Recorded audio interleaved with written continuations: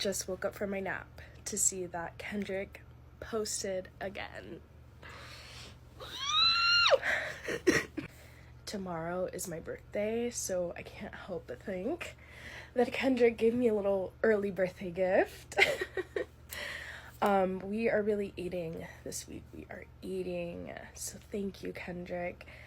I am excited to listen to it a little bit more. So far, obviously loving it. Different vibe from Kendrick, a little bit more old school rap. It's giving Snoop Dogg. So yeah, I'm excited to listen more and get into it. Okay, I had to get ready to step out on the town, but while I was getting ready, I was listening a little bit more to the snippet. So my initial thoughts, obviously with the cover photo being the Black Air Forces, and they're like pretty worn out. Like, these are some worn Black Air Forces, not new, so you know that there was business done in these Black Air Forces.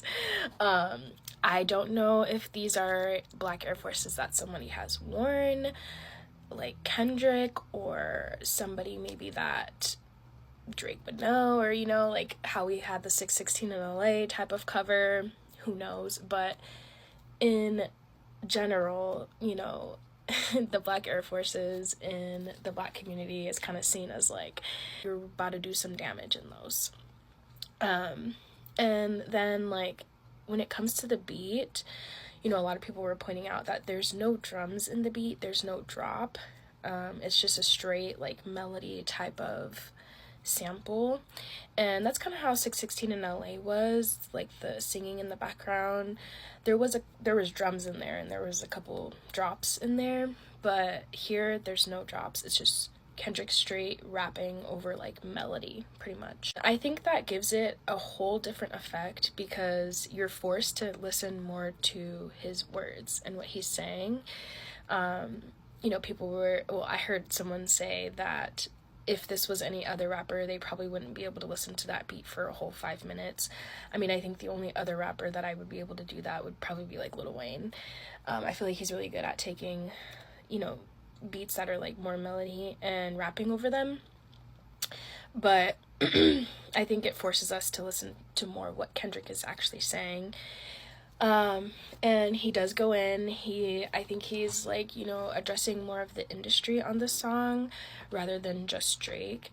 I think he is going to reveal a bit more. This is definitely like a warning song. I think that we're gonna get the Heart Part 6 within the next either a few days or a few weeks. Probably like the next 2 weeks or beginning of October. And then, just like, I think that he talks about like people being dead, which could be metaphorically, of course, but I think there could also be some reality behind that, and I think he's gonna maybe try to be revealing a little bit more of the information that he has, or that he's been trying to kind of like hint at us, and that we've kind of been uncovering. Well, I'm not gonna say me, but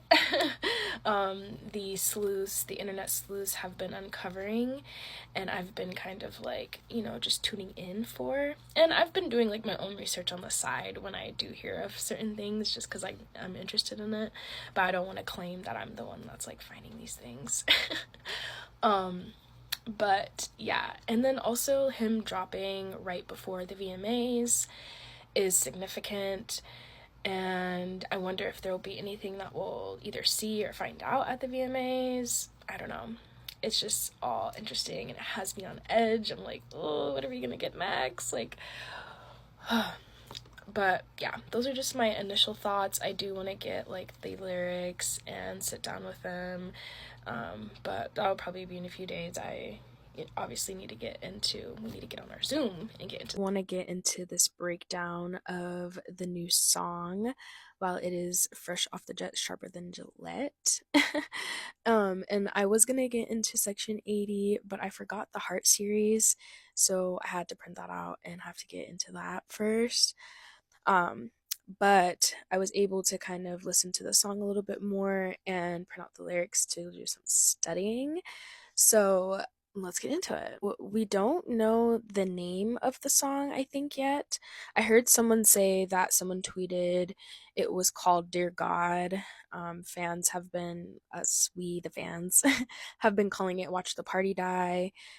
So I don't know. And then there's also people have been saying, like, I wonder if this is the Heart series that we're gonna get before the album, because the flow is kind of like how he does, or yeah, how he raps in like the Heart series.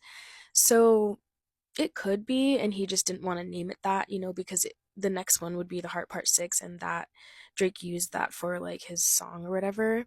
So it could be that, but I don't know. We'll see. I also wanted to get it done because I do think that we're gonna get, hopefully, either another song tomorrow or the album possibly. Way earlier than I thought, but it makes sense. um, but yeah, I do think that something's coming, so wanted to get this out before we get backed up. Talked about a little bit before, the cover art is like the black forces, and in the black community everybody knows that, like, if someone is wearing black forces, like, they're about that life and don't mess with them, and as I mentioned, they are like worn out black Air Forces, which means like some stuff was done in them. um the people were speculating that because this was dropped on September 11th, that there's like two black Air Forces that could, resemble the Twin Towers.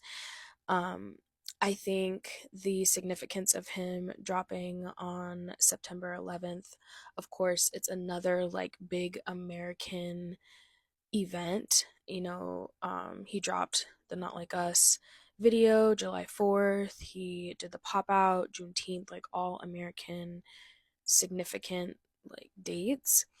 And even someone pointed out too, like, even in the Super Bowl announcement, in the background there's like the American flag. And I think that this is a big theme that's going to be in his new album. I think, as I mentioned before, just like how we can take that power back and what a new world or industry would look like with that. And just being able to like let our creativity show and own our own creativity. Okay, that was a whole tangent. um Back to the date. So yeah, dropped September 11th at 8 p.m. Eastern Standard Time. As I mentioned before, it was also before the VMAs, so it literally, like, the party died. It stopped the party because everybody's freaking out. Like, Kendrick dropped, everybody's talking about it, everybody's listening.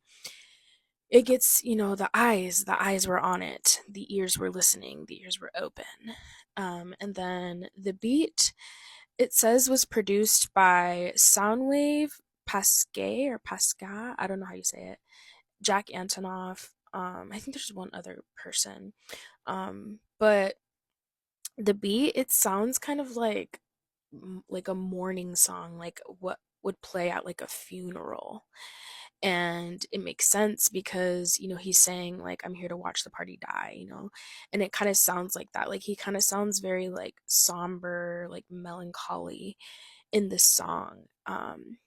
And I don't know, like, it's a really good song, and it just, like I said, it has me on edge after listening, like, what is gonna happen, um I don't know, it's just another one of those songs that just like gets under your skin. Verse 1, he says, I think it's time to watch the party die.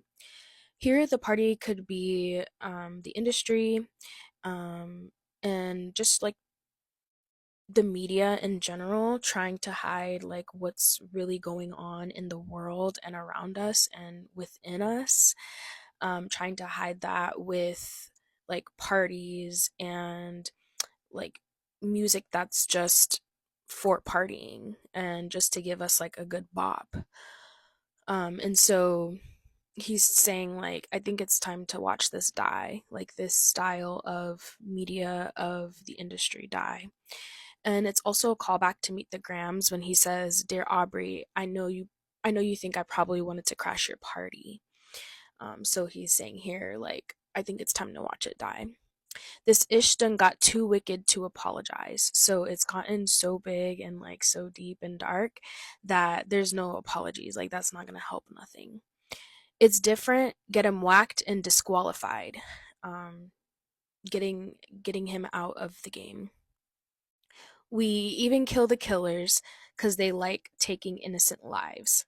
So here, the killers I put could be referencing towards rappers who have come in the game and just like kind of stolen from it and not respected it. Influencers, streamers, and like the industry in general. These are all like metaphorical killers. And then he goes on to kind of talk about why. Burn a whole village, we start over. It's really that time. Why reason with these ends if they can't see the future first? He's saying that we're gonna have to like burn it all down and just start over again. And I forgot to say on the line before when he talks about killers taking innocent lives, as I mentioned, it could be metaphorically, but it could also be literally. There's been some speculation going around about Drake being involved in the taking out of XXX. And so that could be some of the like kind of hints and clues that he's been trying to include in these songs. Maybe he's going to come a little bit straight out and say it. I don't know. I don't know. But that is what has been going around. And there's some pretty convincing evidence that people have been kind of like speculating on, but this is allegedly. With these ends if they can't see the future first? Why argue with these clowns if the circus is well at work? You know, he's saying like these people that we're trying to argue with, aka Drake fans, you know, they don't really care about the future. They don't care about the messages that they're putting out there to these kids. All they care about is themselves and what that can bring them, the money that they can get from that, the stuff that they can get from that. And, you know, they're feeding these kids like these messages and these lies and not talking about other things or like the consequences of that. They're not telling the truth. And so these kids are kind of growing up with these messages of they want the fast life, they want the fast money, and, you know, they want to treat women terrible and just continuing these like really bad teachings basically. um and people can say like, oh, I just listened to it because it sounds good, but like there's been studies that have shown that the music you listen to goes into your subconscious, and that's literally what Kendrick is trying to talk about. That's what so many artists like Andre 3000 has, you know, always talked about that in his music, about how we are programmed by what we listen to. And that sounds so like tinfoil hat-y, but like there's actual studies. I like the way that he uses like clowns and circus being the industry and what they push to us. Just walk that man down. That'll do everyone a solid. I think here he's talking about Drake, because Drake is kind of the face of what the industry has turned into. So he has to walk him down in order for it to kind of like burn down, fall apart. This is so lazy of me, but I just did not want to sit in that chair no more. um okay. We are at it's love, but tough love sometimes gotta result in violence. If you parade in gluttony without giving truth to the youth, the graveyard is company. Just tell us what casket to choose. So, I this like first line where he says it's love but tough love.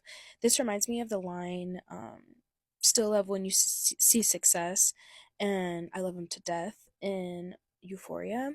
And just kind of like throughout this whole battle, Kendrick has been kind of saying like, I'm doing this out of love for you, kind of like empathy in a way. But sometimes like that tough love, you got to get violent. You got to hit them where it hurts in order for them to sit down and get it. And then if you parade in gluttony, gluttony is like overindulging in things. So again, we have these rappers, the industry, the media pushing out these like gluttony, literally buying all these new phones, buying all these new fashion trends, getting this makeup because every month there's a new makeup drop, like just parading overconsumption of things without giving like truth to the youth of one, how you're getting those influencers. A lot of influencers use their credit card, go into credit card debt, or are doing more riskier things for a check. And the graveyard is company. So he's saying, like, basically the game is dead and this is the graveyard. And if you have this life that's centered around like materialism and temporary pleasures, it leads to emptiness. And you can basically just like choose, what casket you're going to be in. They party more than bees. Tell me, what are you working for? They glorify scamming. You get chipped over this credit card. And so this line kind of reminded me of the whole Chase Bank glitch that was going around. And I just feel some type of way about that. Like, it just makes me feel kind of icky because it's sad. It shows how, like, people are so desperate to say that they have money or get money to buy things that they see as quote unquote cool or would give them the status of being successful, that they fall for anything. They don't have the comprehension, they don't have the, they're not sitting and thinking about things before they're doing it. And now, like, these people are losing housing, they're losing food, they're, losing their life basically. Like, many of them are going to go to prison. And it's just sad because we know that, like, comprehension rates, literacy rates in America are down. And like, that is the result. This is what happens. And like, we know the demographic, most of the demographic that fall into that. And again, it's these messages of like, you need to have all these fancy cars or you need to get all this money fast to be seen as cool or successful. So I don't know. That line kind of hit me really hard. There's a few lines in here I was like, oof, Kendrick is really, really in his bag. He's locked in right now. But that really hit me, and that's just been on my mind since it's been going around. Like, it's funny in a way, but it's really not. Like, it's just sad to think about it. But he says, influencers talk down because I'm not with the basic ish, but they don't hate me. They hate the man that I represent. The type of man that never deride because I want a favor. And so, you know, we know that Kendrick isn't just dropping songs just to drop songs. He's very strategically dropping them when he wants to for a reason and, taking his time with it. So, um, but like these influencers and these streamers, you can hear them in interviews and when they're talking on streaming saying that they want, like, oh, Kendrick can't even be in the GOAT conversation because he doesn't drop often. Like, that doesn't even make sense. Some of the GOATs, Lauryn Hill dropped one album and that was it. Like, you don't need to drop often in order to be considered a GOAT because Kendrick gives us quality work that can be considered classic, that can be considered goated. Like, huh? But, anyways, influencers. Oh, yeah. Um, to follow up with that thought, sorry. Whew. To follow up with that thought, he's saying that, like, I am able to sit down and look at the things that I've done and self evaluate and grow and change from that. These people who are so triggered by this, by the music that I drop and when I drop it, they're people who haven't sat down and done that. People who maybe feel uncomfortable doing that. They just want to do whatever they can in order to fit in order to, get money. In this case, if Drake is paying these streamers or influencers, they're going to say whatever they need to in order to, you know, get what they need to get. He says, the man that resides in patience. So where the soldiers at? The ones that lost it all and learned to learn from that. A thirst for life. Head inside a book because he concerned with that. Information that'll change his life because he yearns for that. This part, oh my gosh. Basically he's just saying like I'm patient. That's why I'm not out here dropping song after song after song just trying to like be on the charts and see what sticks. Like I'm taking my time, I'm patient. And he's talking about how like the real soldiers are people who have fallen short in life, who have maybe not made the best um decisions, who maybe didn't grow up in an environment where it was a good, healthy, environment, but they have taken the time to sit with that. They have taken the time to read, go to therapy, do what they need to do in order to make different decisions, make better decisions, and change their circumstances. Those are the real soldiers. Dedication, finding out what's right because he can earn from that. I feel for the women that deal with the clown and nerd-ish. So I also love this line because, Kendrick is kind of like getting into our heads, getting into our shoes, like just having to deal with the misogyny that goes around in this culture because of the messages that are put out there by the media, because of what these men are learning. You know, whenever you see a guy being nice or something, like they're a simp and they're seen as less than. Like, no, that's a man. That's someone who's in touch with their feelings, who's able to step up when they need to, but also listen and show their love for people. Like, it's not a simp, it's simply just being human. Can't blame them today. They ain't really got much to work with. How many B's harder than a lot of you ends? Would trade all of y'all for Nip. I can't be proud of you ends. So he's just saying, like, most of these men are worse than women. Like, and they are.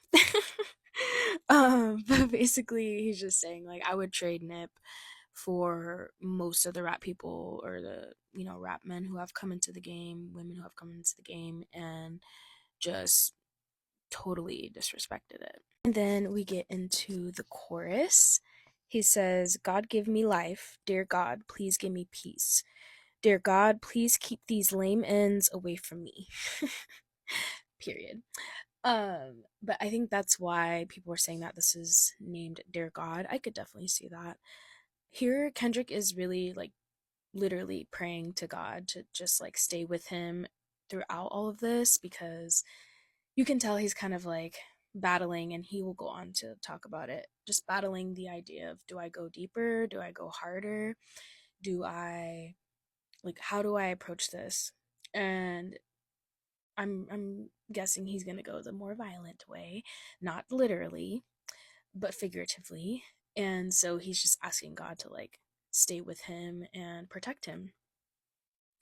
Dear God, keep me shining. The F do they really think? Pocket watching, you must be the police. And so for pocket watching, like obviously that's a phrase that's it's a term used for someone who's just like keeping tabs on you and studying like your lifestyle versus like the way that you spend money, or like how much money you get. And it also reminded me of like a stop and frisk when he says you must be the police. Like the stop and frisk, like they're literally watching people and then reaching in their pockets, feeling around for things. So that just kind of reminded me of. But we know that like Drake obviously was talking about the splits and things like that, trying to call him out, and so he's like, "You're pocket watching." The fuck. God bless these words. Dear God, bless how I think. Dear God, draw the line. They trying to confuse him with me. So he's asking God, to bless the words, the raps that he puts out, to bless the way that he thinks about going into things like this, into battles, about the way that he approaches his work, all of it. And then draw the line. They trying to confuse him with me. This could be, trying to compare. They're always trying to compare Kendrick with Drake, and he's saying we're not even on the same level. But also just like other rappers who have come into the industry and just are bop makers. They're not respecting the art. They're not taking their time with it. Dear God, please forgive me. You know and how hard I tried. I think it's time for me to watch the party die. Uh-huh. Huh. Get him gone. We gonna watch the party die. Uh-huh. Send him home. We gonna watch the party die. And I put here like Kendrick sounds really like shaky during this part, and it's like scared but not scared, more just like when you get so angry that you're just like shaking. um but also just kind of like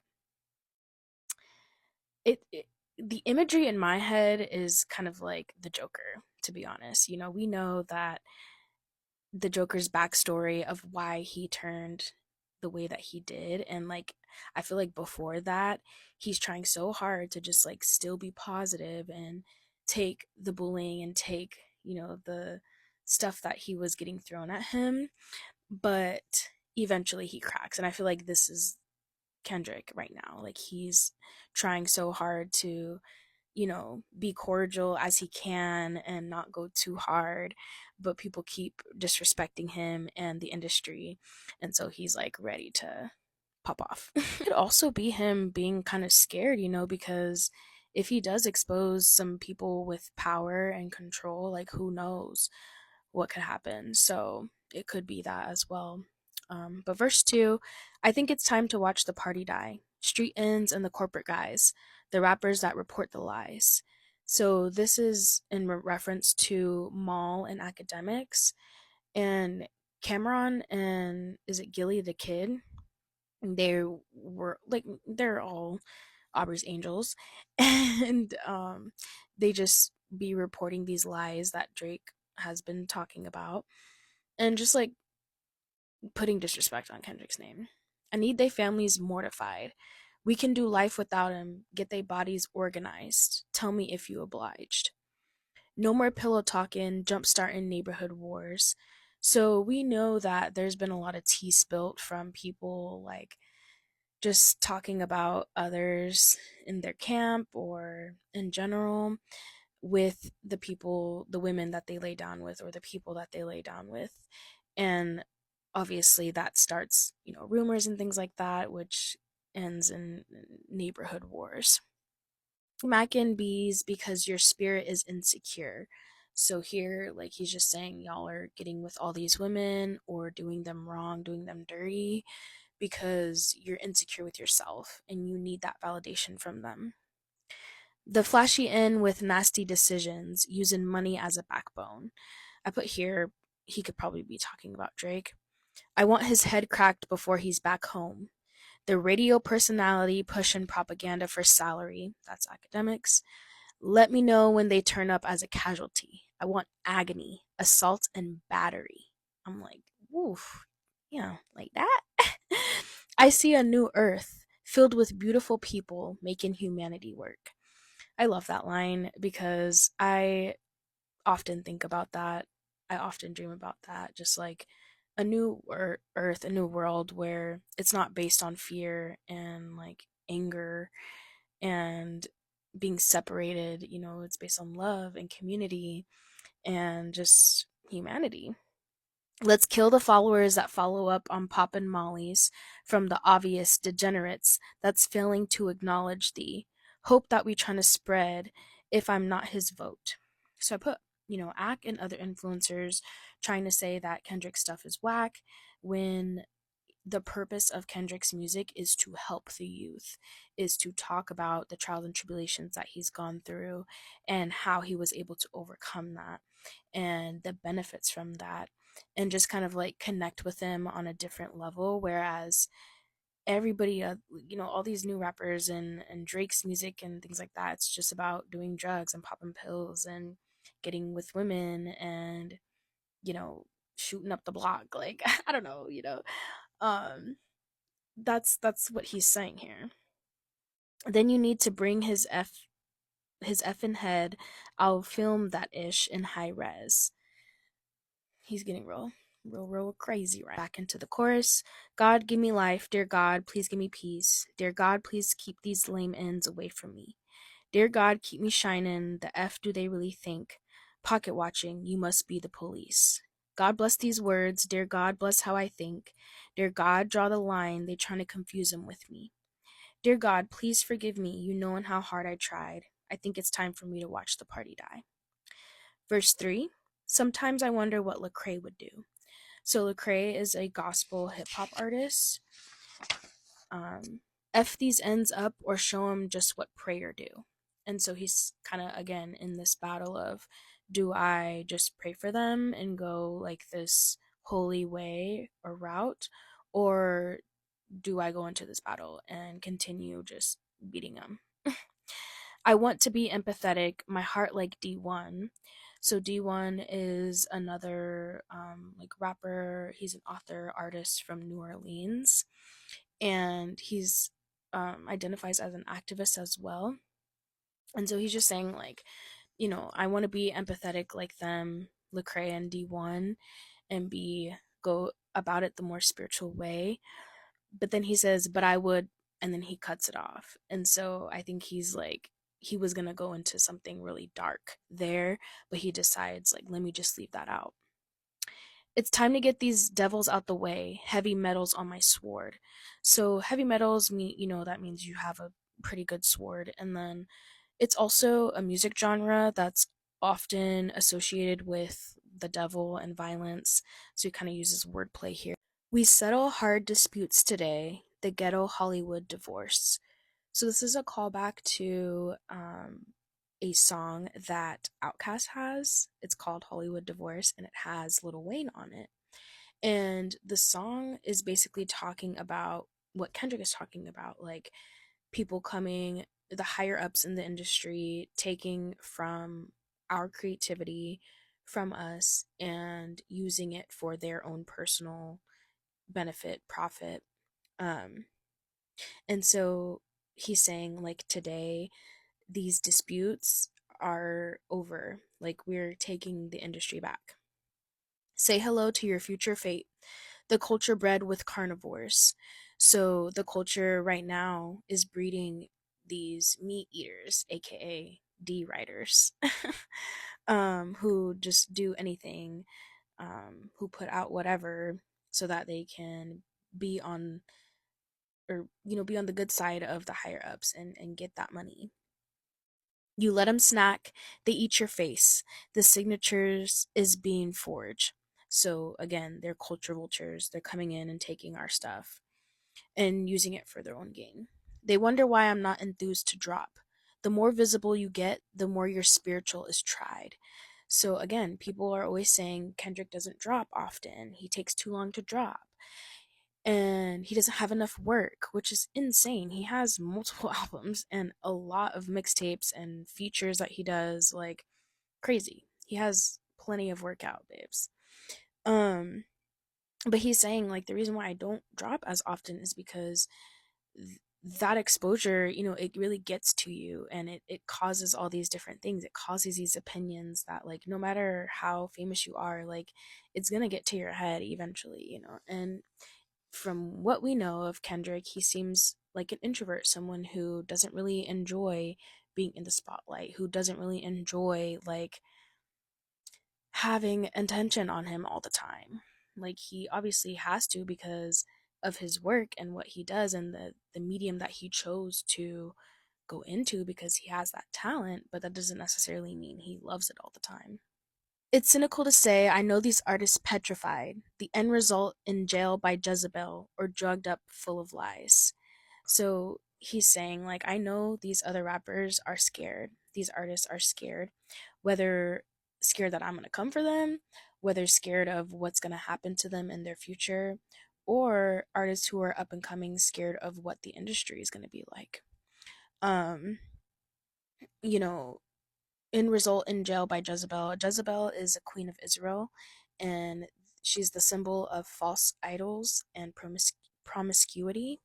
So basically, being brought in by temptation, these artists reaching their ultimate demise by that, and or being drugged up full of lies. Basically, these industry execs telling them all these lies and not being able to, or them kind of like taking it in, and being so high off of that that they don't really think about what it really means. Critical, I know my physical is tested all the time.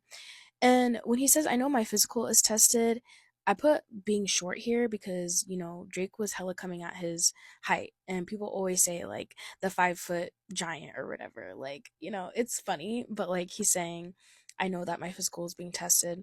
I'm pitiful, sunk in place soon as I'm questioning my pride. So the sunken place, it's a Get Out reference. It's a movie um where the there's like white people in the movie who hypnotize black people into a sunken place, and from there they're able to take the conscience of the white people and put it into a black person's body so that they have all the attributes of the black person, whether it's through art, which is interesting because in the movie specifically, the person that's supposed to be getting the conscience, or sorry, the body of the victim, the main character, is an artist who can't see.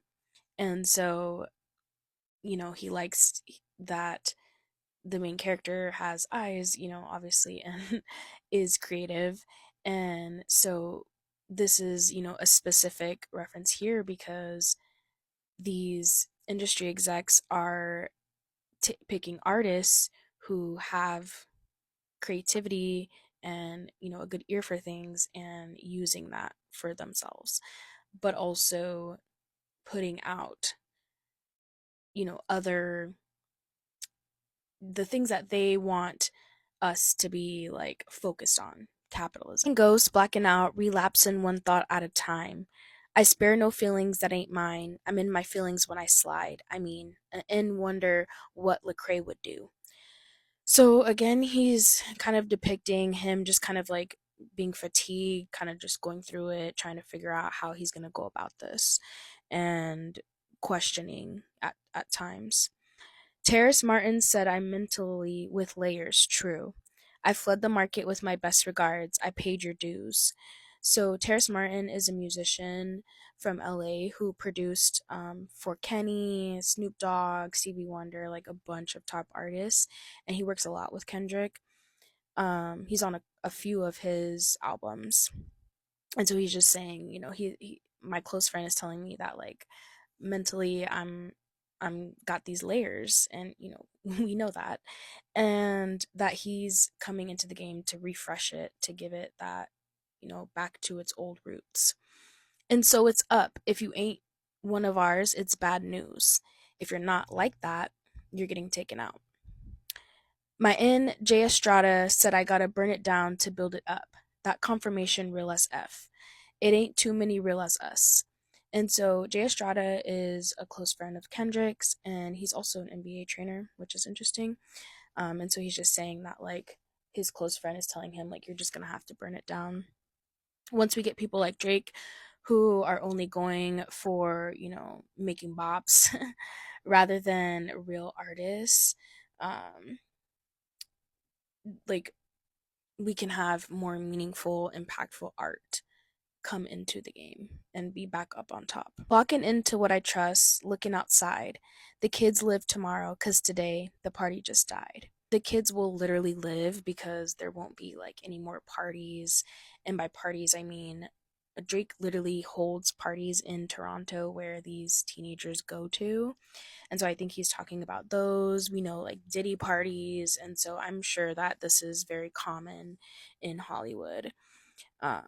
But also party in regards to like these messages that are being sent out to the youth of misogyny, gluttony, and everything else that comes with it, but having more real and healthier messages that the youth can get from the songs, that's also what's going to help them live, because they're going to be able to maybe go a different path and use music in a different way to help them, rather than like getting just these terrible messages and thinking that they need to follow this lifestyle in order to, again, be cool. And that is the end.